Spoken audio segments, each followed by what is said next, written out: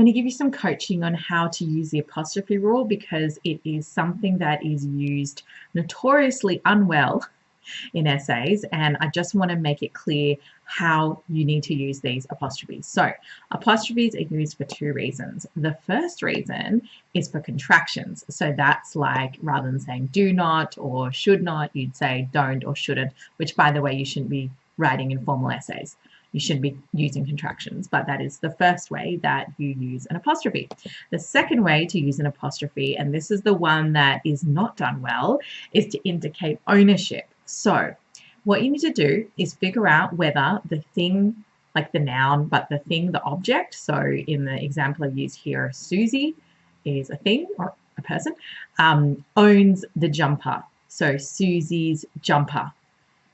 If Susie owns the jumper, it's Susie's jumper, then you need to put an apostrophe.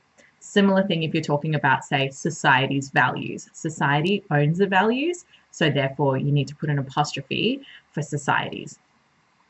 One of the things that people sort of ask about is whether or not apostrophes are affected by things like plurals. Yes, but not whether or not you use them. You always use them just to indicate ownership.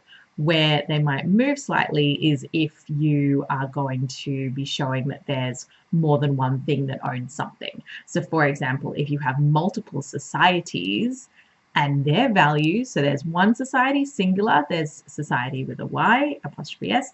If it's multiple societies, like more than one, then you would put societies with an IES, apostrophe, and then values afterwards. So the plural makes no difference in relation to whether or not you need to put an apostrophe. It just changes where it goes.